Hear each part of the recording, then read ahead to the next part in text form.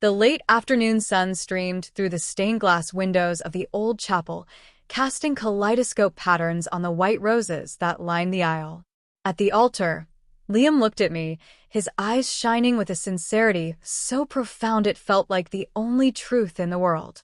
He took my hands, his grip firm and reassuring. Before our family and friends, the people who had watched us grow and fall in love, his voice was a clear, steady promise. "Chloe," he began, "from the moment I met you, I knew my life had a purpose I hadn't understood before. You are my compass, my anchor, and my home." He spoke of eternal love, of unwavering loyalty, of a partnership that would be a fortress against any storm. "I vow to be your confidant, your champion, and your sanctuary. I promise to honor you, to trust you, and to love you without condition through all of our tomorrows. My heart is, and always will be, completely and irrevocably yours."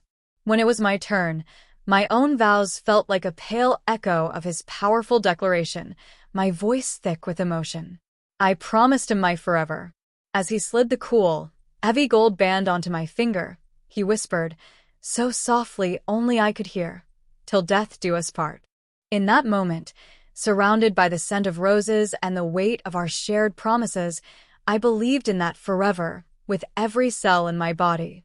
His vows were not just words. They were the scripture upon which I intended to build my entire life. Our first 2 years of marriage were a living embodiment of the promises we'd made at the altar. We moved into a charming little house with a crooked porch and a sprawling oak tree in the backyard. Our days were filled with a kind of joy so simple and profound it felt sacred. We painted the walls a warm, buttery yellow, laughing as we splattered more paint on each other than on the plaster. Liam would make coffee every morning, and we'd sit together on the porch swing, planning our future in the quiet moments before the world woke up. He was my biggest supporter, the one who encouraged me to leave my stable but soul-crushing job to start my own landscape design business. He'd listen for hours as I sketched out ideas, offering insights and unwavering belief in my talent. In return, I was his soft place to land after grueling days at his law firm. Our affection was effortless and constant, a hand on the small of my back as we passed in the hallway, his fingers intertwined with mine during a movie, a shared smile across a crowded room that said everything. We dreamed of filling the house with children, of traveling to see the ancient ruins of Greece, of growing old and gray in the comfortable silence of a love that needed no words. The bliss was not an illusion. It was real, tangible, and deeply felt. I was living inside the beautiful life his vows had promised, and I felt safe, cherished, and utterly secure. The first shadows appeared so subtly, I almost didn't notice them. They were like a change in the atmospheric pressure before a storm, a subtle shift in the air that you feel before you understand. It started with Liam's phone. Once a forgotten object left on the kitchen counter, it was now an extension of his hand, its screen always angled away from me.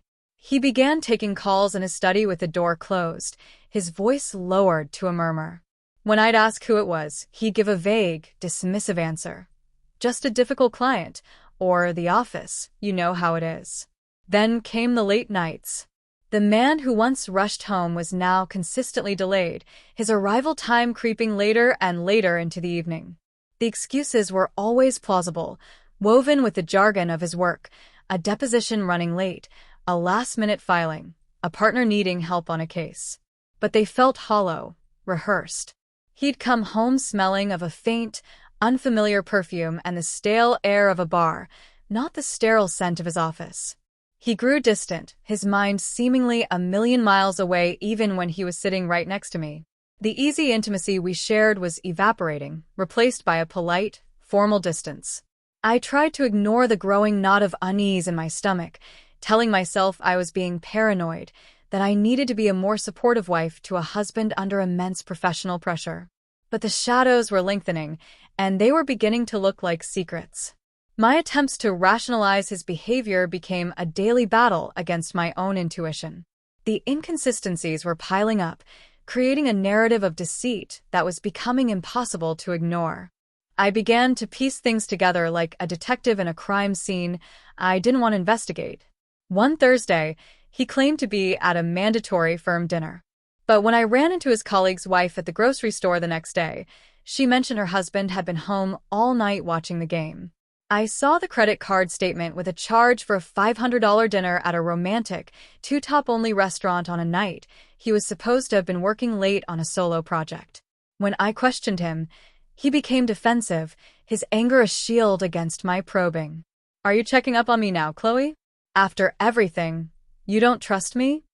The guilt he threw at me was a powerful weapon, and for a while it worked. I would retreat, chastising myself for my suspicion. But the feeling of being lied to was a persistent, low-grade fever I couldn't shake. I started to notice small things. The way he'd clear the browser history on our home computer, a second, rarely used gym bag in the trunk of his car, his sudden interest in a genre of music he had always claimed to hate. I didn't have the final, damning piece of evidence, but the mosaic of his lies was nearly complete. I could see the shape of his betrayal, and the picture it was forming was about to shatter my world.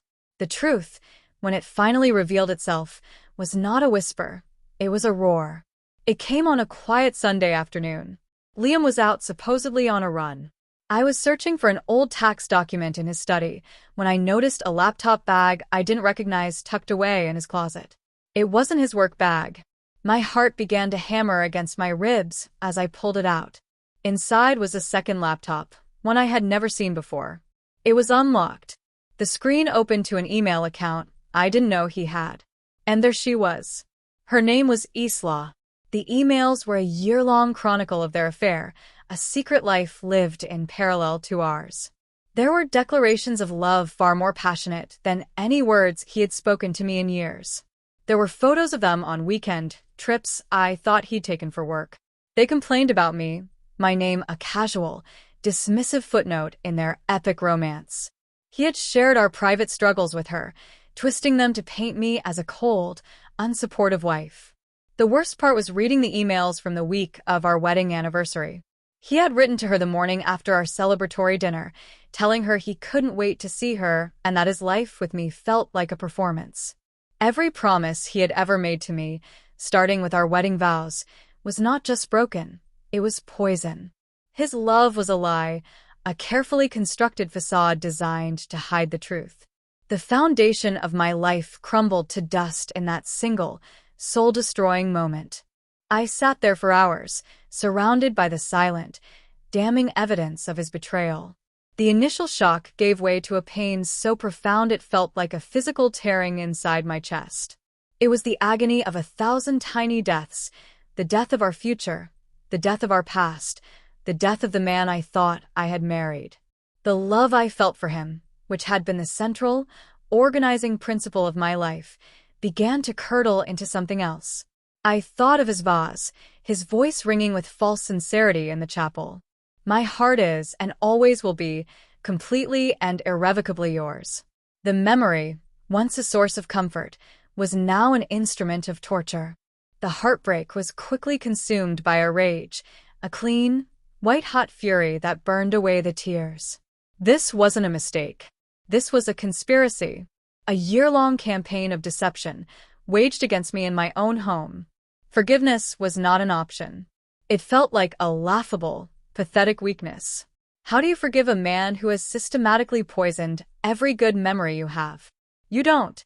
The breaking point was not a dramatic, screaming confrontation.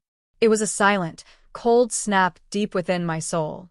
The part of me that had loved him, the part that would have forgiven almost anything, simply died. It froze, shattered, and was swept away by the icy resolve that took its place. He hadn't just broken my heart, he had broken my capacity for mercy.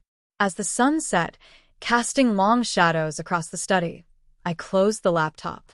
The storm of emotion inside me had subsided, leaving behind a chilling, profound calm. The path forward was no longer foggy with grief and indecision. It was a straight, dark road, and I could see my destination with perfect clarity. I would not cry. I would not scream. I would not give him the satisfaction of seeing me broken. My pain was now a private, sacred thing, a source of fuel for the journey ahead. In the silence of that room, I made a new set of vows. I vowed that he would feel a fraction of the pain he had caused me. I vowed that I would dismantle the life he cherished, the reputation he had so carefully built. I vowed that the other woman, Isla, would not escape unscathed. She was not a passive bystander.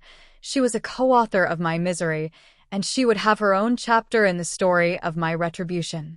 This was a promise I made not before God and our families, but to the broken pieces of my own heart. It was an oath sealed not with a ring, but with a cold, hard resolve that settled deep in my bones. Peace was a luxury I could no longer afford. Forgiveness was a currency I no longer possessed. My new creed was simple: vengeance. And I would pursue it with the same devotion I had once reserved for our marriage. Liam came home that evening to the smell of his favorite dinner and a wife who greeted him with a warm smile. The performance of my life had begun.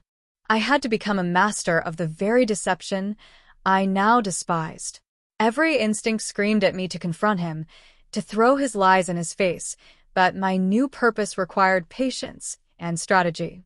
I had to become the perfect, unsuspecting wife.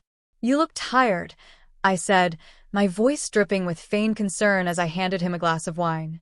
"Tough day." He nodded, launching into a fabricated story about a difficult case. I listened, my face a mask of sympathy, while my mind catalogued every lie. I was no longer his wife. I was his interrogator, his profiler. The days that followed were a masterclass in duplicity. I was more affectionate than I had been in months, initiating conversations, suggesting we plan a vacation, creating an atmosphere of renewed intimacy. It was a form of self-inflicted torture, to touch the man I loathed, to listen to his lies, to pretend to be the woman he thought he knew. But my performance was flawless. He relaxed completely. The guilt that had made him cautious began to fade, replaced by a smug confidence. He thought our rough patch was over, that his secret was safe. He mistook my kindness for ignorance, my affection for forgiveness. He had no idea he was living with his executioner, a woman who smiled at him across the dinner table while silently plotting the complete and utter demolition of his world. My nights were now dedicated to my secret war. After Liam was asleep, I would retreat to my design studio, the one place that was entirely mine, and I would plan. The evidence I had copied from his secret laptop was my arsenal. I created a secure, encrypted file that contained every email, every photo, every damning text message. It was a detailed chronicle of his betrayal. My plan was not a single, impulsive act of rage. It was to be a slow, methodical campaign, a death by 1,000 cuts. I mapped it out on a large whiteboard hidden behind a canvas, a web of actions and calculated consequences. The first phase was psychological. I would create small, untraceable fissures in his confidence. The second phase was professional. His career was the bedrock of his ego. I would turn it to quicksand.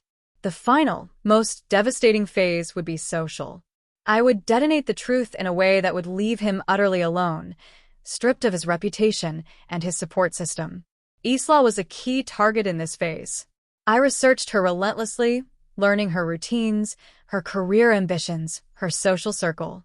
I identified her vulnerabilities. She was not just the other woman. She was a critical domino that needed to fall to ensure his complete collapse. Every step was carefully considered, every detail meticulously planned. The grief that had once threatened to drown me was now a laser, focusing my mind and sharpening my resolve. I was no longer a heartbroken wife. I was a strategist, and I was designing the perfect ruin. The first move had to be subtle, a ghost in the machine that would heighten his anxiety without pointing to a source. I decided to attack the sanctity of his secret communication. I knew from his emails that he and Isla often used a particular cloud-based messaging app for their most sensitive conversations, believing it to be secure. Using a sophisticated phishing email that I disguised as a security update from the app provider, I tricked him into entering his login credentials on a fake site I had created. It worked. I now had full access to their real-time conversations. My first act was not to expose them, but to sow paranoia. I subtly altered a single message. He had sent her a note saying, "Can't wait for our weekend in Napa." I changed it to read, "I think Chloe is starting to suspect something. We need to be more careful." Then I logged out. The next day, I watched him from a distance. He was on edge, constantly checking his phone, a frown etched on his face. The spyware I'd installed on his phone allowed me to see their frantic exchange. Isla was panicking, asking him what he meant. He was confused, swearing he had never written that. It was a small thing, a tiny crack in their secret world, but it was enough. It introduced an element of doubt, of fear. He felt a tremor of instability, a sense that his perfectly controlled double life was not as secure as he believed. It was my first taste of power, and it was intoxicating. The seed of paranoia I had planted began to grow, its thorny vines wrapping around their illicit relationship. The stress from my subtle manipulations started to poison what they had. Liam, now convinced there was a security breach or that someone was watching him, became jumpy and irritable.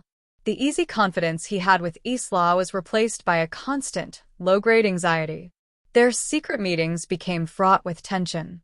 I watched their text exchanges devolve from passionate declarations to logistical nightmares and whispered fears. "We can't go there, it's too public. Delete our conversation history every night. Are you sure no one followed you?" The affair, once his escape, was becoming another source of stress, another job he had to manage. I delighted in seeing the strain on his face when he came home. He thought he was hiding it well, but I could see the exhaustion in his eyes, the tightness in his jaw. The pressure was making him sloppy in other areas of his life. He missed an important deadline at work. He forgot to pay a major bill. His carefully compartmentalized life was beginning to bleed together at the edges, and the mess was entirely of my own making. I was no longer just a victim of his betrayal. I was an active agent in its decay, turning their poison love against them and watching with grim satisfaction as it began to self-destruct. With Liam off balance, it was time to turn my focus to Isla. My research had revealed her Achilles heel, her family. She came from a very prominent, conservative family that valued reputation and image above all else. Her father was a well-respected judge, and her engagement to a man from a similarly influential family was the source of immense family pride. Her affair with a married man was a secret that would detonate her entire world. I decided against a direct attack. Instead, I opted for a more insidious approach. I began to send small, anonymous gifts to her fiancé. First, a high-end bottle of scotch sent to his office with a simple, typed note, "A man of your stature deserves a partner of equal integrity." A week later, a beautiful leather-bound book on architectural ethics, with another note, "Loyalty is the foundation upon which all great structures are built." They were just vague enough to be unsettling, planting a tiny seed of doubt in his mind about Isla without making a direct accusation. My final move was to send a similar package to her father, the judge. It was a biography of a famous historical figure known for his honor and moral fortitude. The note simply read, "Like father, like daughter?" It was a phantom threat, a whisper of scandal. It would make them look at Isla just a little more closely, question her just a little more sharply. I was tightening the screws, destabilizing her foundation, and preparing her for the final, devastating collapse. As the pressure mounted in his secret life, Liam began to cling to his public one with a desperate intensity. He saw his marriage to me as his only source of stability, his safe harbor in an increasingly stormy sea. He started talking about the future again, about buying a bigger house, about finally having children. The ultimate irony came when he sat me down one evening, his eyes filled with a manufactured sincerity, and suggested we renew our wedding vows. "I want to stand up in front of everyone again and promise you forever," he said. "I feel like I haven't been the best husband lately, and I want to make it right." It was a breathtaking act of hypocrisy, and it was the perfect opportunity. I threw my arms around him, my face buried in his shoulder to hide the cold, triumphant smile. I played the part of the overjoyed, forgiving wife perfectly. "Oh, Liam," I cried, my voice thick with fake emotion, "I would love that more than anything." We began to plan the event immediately. It would be a grand party at a beautiful venue, a celebration of our enduring love. He saw it as the final step in securing his double life, a public declaration that would quell any lingering doubts I might have. He had no idea he was eagerly co-planning his own execution. He was reinforcing the promises he had already shattered, and I was going to use the occasion to ensure they were ground into dust. The vow renewal party became the focal point of my entire plan. It was the perfect stage, the ultimate symbol of his hypocrisy, and it would be the setting for his downfall. With the date set, I moved my final pieces into place. I spent days compiling the evidence into a devastatingly effective presentation. I created a short video, a montage of their photos together, set to the song from our first dance. I edited audio clips from the recordings I had made of his secret phone calls, capturing his declarations of love for Isla and his dismissive comments about me. I printed out their most damning email exchanges, the ones where they planned their future together. The evidence was irrefutable and emotionally annihilating. Next, I curated the guest list. I ensured his boss and the senior partners from his firm were there. I sent a special, anonymous invitation to Isla's fiancé, hinting that a surprise honor for Isla's father would be part of the evening. I sent another to her parents. Everyone whose opinion mattered, everyone whose respect he craved and she feared, would be in that room. The storm was gathering. The evidence was prepared, the audience was being assembled, and the timing was perfected. All that was left was for the guest of honor to walk into the center of the hurricane I had created just for him. The evening of the party was perfect. The room was filled with flowers, candlelight, and the soft murmur of conversation. Liam was radiant, standing by my side, holding my hand, the picture of a devoted husband. He looked at me with what he thought was love, but I knew was relief. The moment came after dinner, when he took the microphone to offer a toast. He spoke beautifully, his voice filled with emotion as he talked about second chances and the enduring power of our love. He looked at me and said, "Chloe, you are my everything. I promise to spend the rest of my life proving I am worthy of your forgiveness." He raised his glass. To my wife. As the applause died down, I walked to the stage and took the microphone from his hand. "Thank you, Liam," I said, my voice clear and steady. "Your words are beautiful, but I think it's time everyone understood the real meaning of your promises." And then, the large screen behind us, which had been displaying a slideshow of our happy photos, flickered to life. It began with a picture of him and Isla kissing. The room fell silent. For the next 5 minutes, I narrated as the evidence unfolded on the screen. The video, the audio clips, the emails. I didn't raise my voice. I spoke with the calm precision of a narrator revealing the final, tragic twist. The grand betrayal was unveiled, not as a messy accusation, but as a cold, undeniable fact, presented before everyone he had ever sought to impress. In a corner of the room, a collective gasp identified Isla's family. Her fiancé stood frozen, his face a mask of disbelief turning to pure rage. Her father, the judge, looked as if he had been physically struck. Isla, who had been lured there under the pretense of a social event, tried to shrink into the shadows, but it was too late. All eyes were on her, the scarlet letter of her affair now branded on her for all to see. Liam, in a panic, looked at her with utter contempt. She was no longer his beautiful escape. She was the living proof of his ruin. He took a step away from her, a silent, public act of abandonment. Her fiancé walked over, not to her, but to her father. He spoke a few quiet, clipped words and then turned and walked out of the room, and out of her life. Her parents stared at her with expressions of deep, unforgiving shame before following him out. She was left standing alone, the target of 100 pairs of judgmental eyes. Her career, already destabilized by my anonymous tips, would not survive this public implosion. Her engagement was over. Her family had disowned her on the spot. She had been publicly disgraced, abandoned by her lover, and humiliated in the most spectacular way imaginable. Her life was in ruins, and she had no one to blame but herself. With the mistress vanquished, The full weight of the fallout landed on Liam.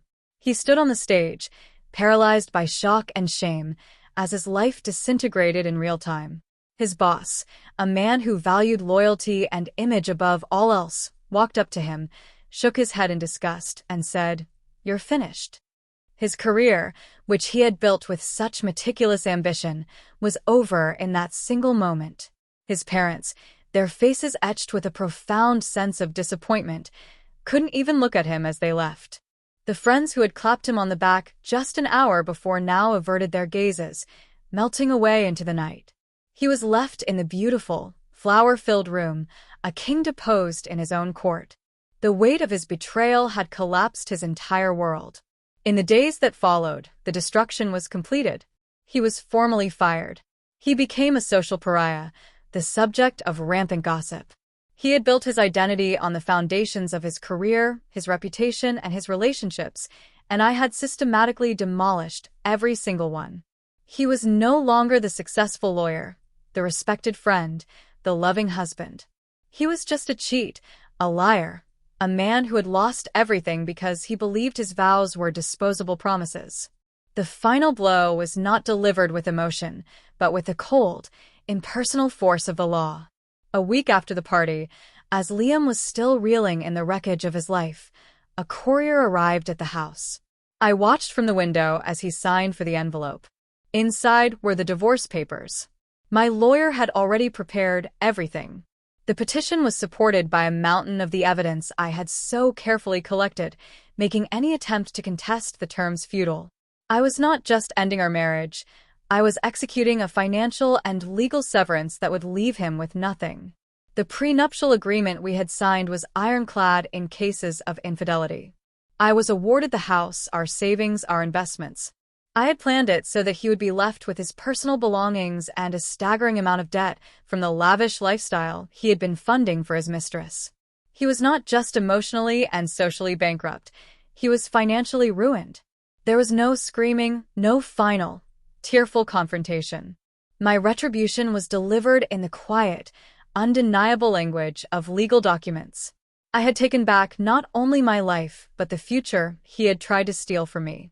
The destruction of the cheater and the mistress was now absolute and legally binding.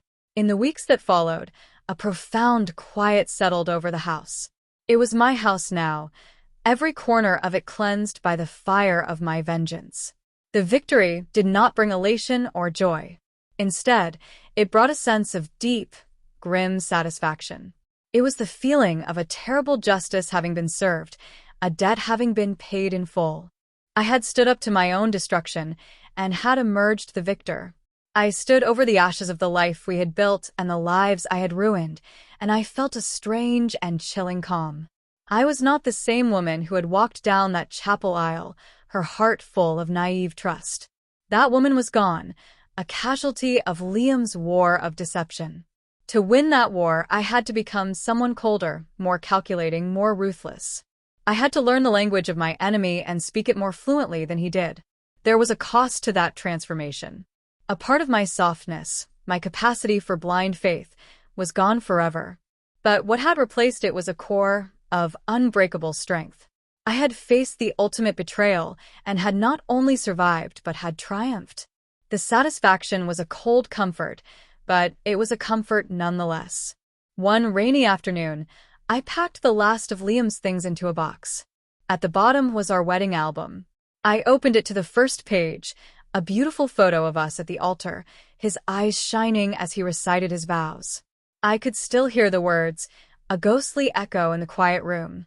My heart is, and always will be, completely and irrevocably yours, till death do us part. A bitter smile touched my lips. He had been right in a way.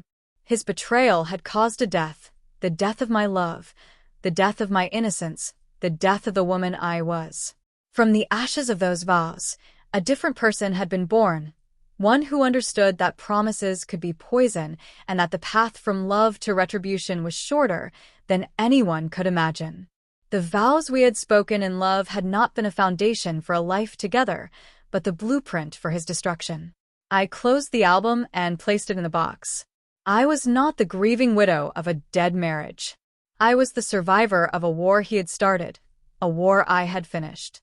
The path that had begun with a wedding vow had ended here, in the quiet satisfaction of a bloody and complete revenge.